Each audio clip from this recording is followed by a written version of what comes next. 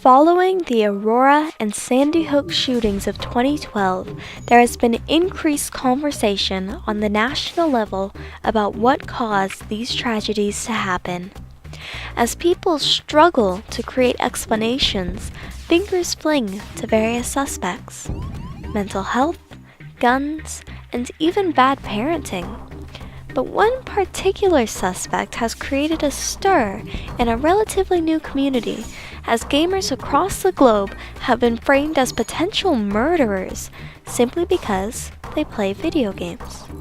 Yes, the argument of whether media violence translates to real-life aggression has re-emerged.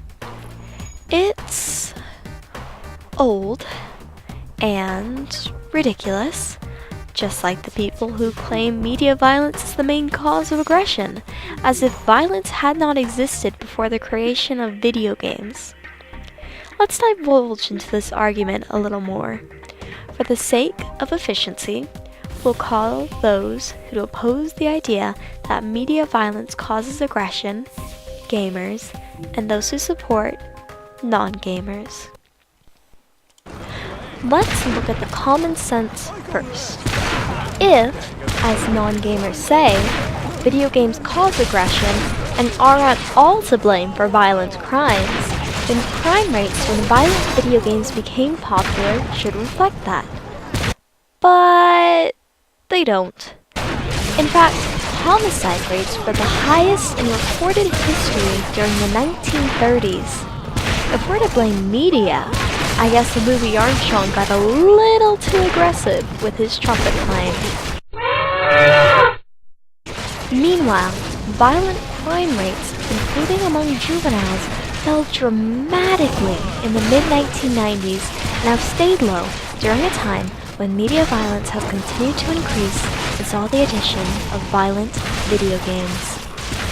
The first FPS, or first-person shooter game, Wolfenstein, was introduced in 1992, and it was also the first game to depict blood when the player defeated enemies.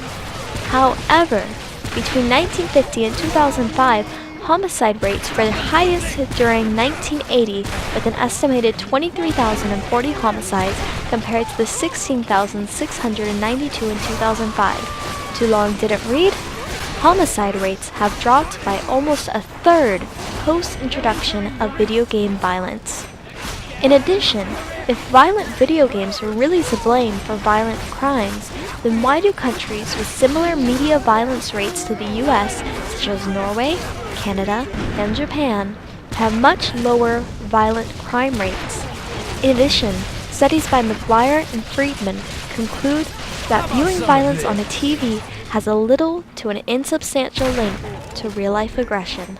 However, let's take a look at the studies that did claim a link between aggression and media violence. First of all, these studies were inherently flawed for various reasons. They failed to determine a universal definition of aggression, so even simple frustration with the game at hand could be viewed as violent. In addition, they failed to distinguish short-term outcomes versus long-term outcomes. Just because someone is angry after viewing something doesn't mean they now have a homicidal personality. In fact, a recent long-term outcome study of youth found no long-term relationship between playing violent video games or watching violent television and youth violence or bullying. The Surgeon General's report claimed that exposure to violent media had a much more dramatic effect on children who were predisposed to be aggressive. Ross Buck, PhD, noted that this was only a small minority of children. In addition, studies blamed video games for a subsequent increase in violence among children in unconstrained settings. However, anyone who has read Lord of the Flies or Leviathan could tell these people how wrong they are to blame video games, unless Golding and Hobbes had special trans-chronological access to Call of Duty. Though I don't believe Jack Meridew had access to an Xbox on the boy's deserted island, nor do I believe violent media was even a discussion in the 1500s.